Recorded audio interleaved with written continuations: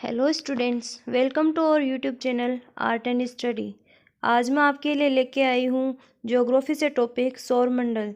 सौरमंडल जो कि हमारे ब्रह्मांड का एक हिस्सा है। और सौरमंडल किसे कहते हैं? सूर्य के परिवार को हम सौरमंडल कहते हैं।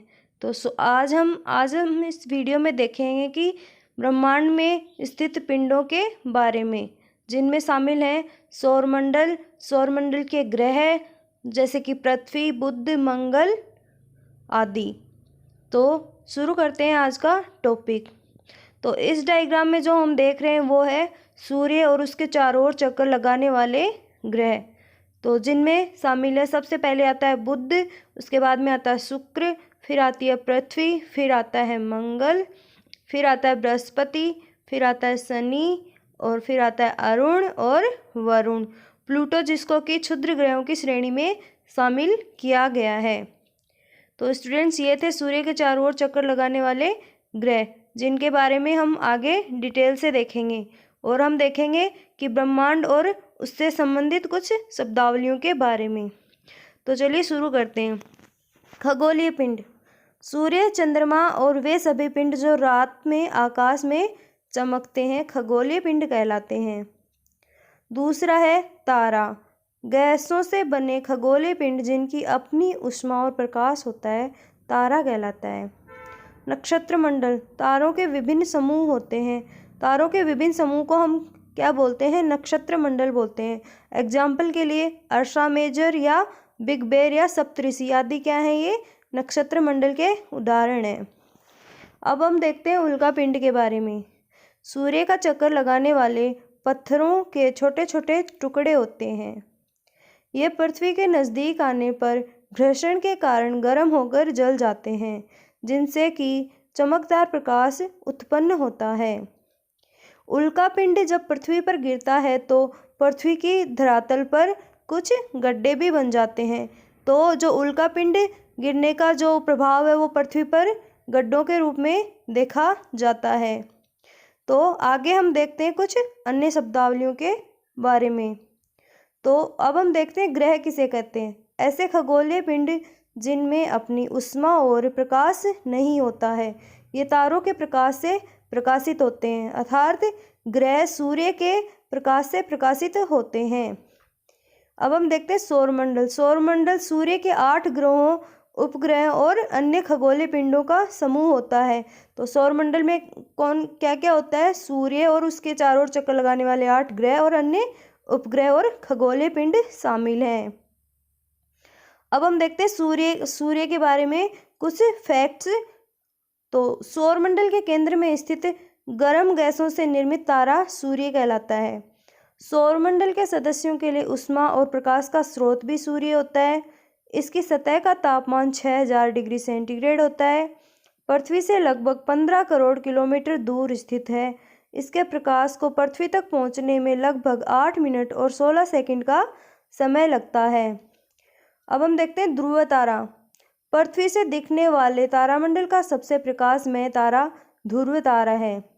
पृथ्वी से लगभग 234 प्रकाश वर्ष दूर स्थित है।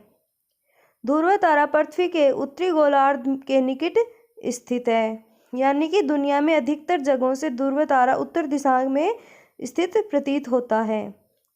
इसी कारण तारों से मार्गदर्शन लेते हुए समुद्र या रेगिस्तान जैसी जगहों से निकलने वाले यात्री अक्सर ध्रुव तारे का ही प्रयोग करते हैं। तो हमने देखा ध्रुव तारा के बारे में। आगे हम देखते हैं धूमकेतु, जिनको हम कॉमेट्स बोलते हैं। आकाशीय धूल कण, गैस, बर्फ आदि पदार्थों से निर्मित आकाशीय पिंड जो सूर्य की परिक्रमा करते हैं, धूमकेतु कहलाते हैं। और सूर्य के निकट आने पर वाष्पीकरण के कारण इनमें हेड और टेल का निर्माण होता है। तो धूमकेतु के 2 पार्ट होते हैं, हेड और टेल। और धूमकेतु के उदाहरण में है टेम्पल 1, हेल-बोप, हेली, फोबर्स कुछ प्रमुख धूमकेतु हैं। अब हम देखते हैं क्षुद्र ग्रह के बारे में। ये मंगल और बृहस्पति की कक्षाओं के बीच पाए जाने वाले असंख्य छोटे पिंड होते हैं जो कि सूर्य के चारों ओर चक्र लगाते हैं। ये मुख्य ग्रहों से ही टूटे हुए भाग होते हैं। चार वेष्टा प्रमुख क्षुद्र ग्रह है।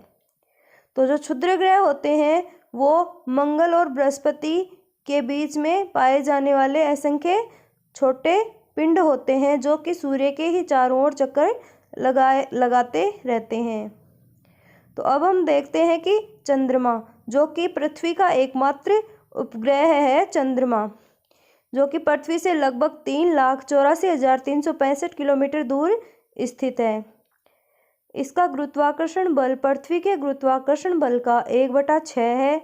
यहाँ कम गुरुत्वाकर्षण बल के कारण वायुमंडल अनुपस्थित है। इसे पृथ्वी का एक चक्कर लगाने में लगभग 27 दिन का समय लगता है। यह इतने ही समय में अपने अक्ष पर एक चक्र पूरा करता है।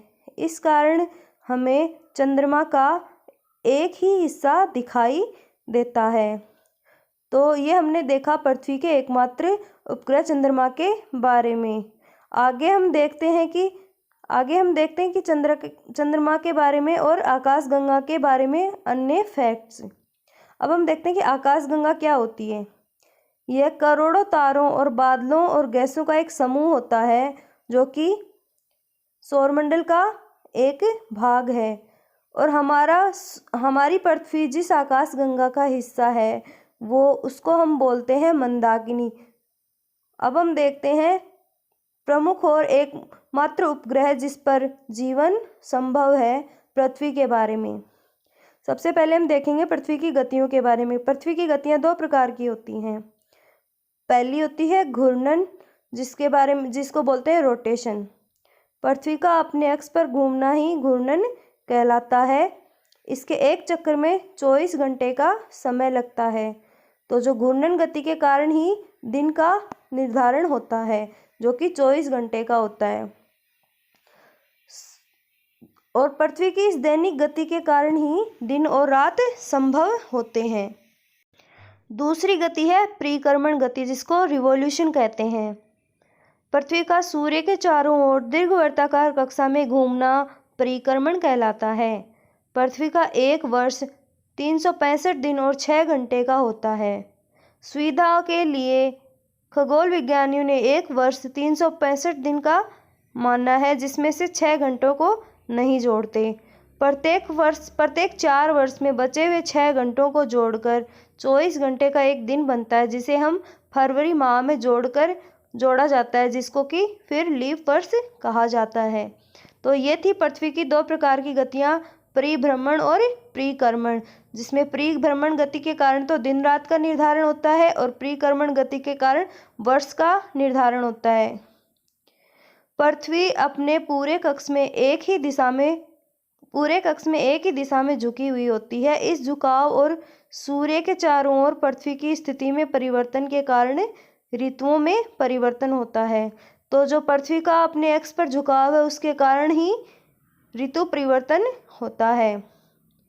अब हम देखते हैं कि सूर्य और पृथ्वी की स्थिति की वजह से होने वाले प्रभावों का वर्णन, जिसमें हम एक कॉन्सेप्ट है ग्रीष्म अयनांत, जिसको हम समर सोलिस्टिक भी कहते हैं। तो 20 या 21 जून को उत्तरी गोलार्ध में सूर्य की किरणें कर्क रेखा पर लंबवत बढ़ती हैं। इस अवधि में दिन सबसे लंबा और रात सबसे छोटी होती है। तो स्टूडेंट्स, हमने लास्ट पार्ट में जब देशांत और अक्षांश रेखाएं पढ़ी थी उसमें हमने कर्क रेखा, मकर रेखा की स्थितियों के बारे में भी पढ़ा था। अब हम देखते हैं शीत अयनांत, जिसको हम विंटर सोलिस्टिस कहते हैं। तो 21 दिसंबर या 22 दिसंबर को दक्षिणी गोलार्ध में सूर्य की किरणें मकर रेखा पर लंबवत बढ़ती हैं। इस समय दक्षिणी गोलार्ध में लंबे दिन और छोटी रातों वाली ग्रीष्म ऋतु होती है। तो ये क्या देखा हमने, शीत अयनांत। तो हम पढ़ रहे हैं पृथ्वी की झुकाव के कारण और सूर्य से दोनों के संबंध के कारण जो प्रभाव होते हैं उनके बारे में। तो अब हम देखते हैं विश्व, जिसको हम इक्विनॉक्स बोलते हैं। 21 मार्च और 23 सितंबर को सूर्य की किरणें विषुवत वर्त पर सीधी पड़ती हैं। इसलिए दोनों गोलार्धों में दिन और रात बराबर होते हैं, जिसे विश्व कहा जाता है। 23 सितंबर को उत्तरी गोलार्ध में शरद ऋतु होती है और जबकि दक्षिणी गोलार्ध में वसंत ऋतु होती है। 21 मार्च को इस स्थिति के विपरीत स्थिति बनती है। तो स्टूडेंट्स, हमने आज देखा ब्रह्मांड और उससे जुड़ी हुई शब्दावलियों के बारे में। और अगर आपको ये टॉपिक पसंद आए तो like and subscribe our channel art and study. Thanks for watching.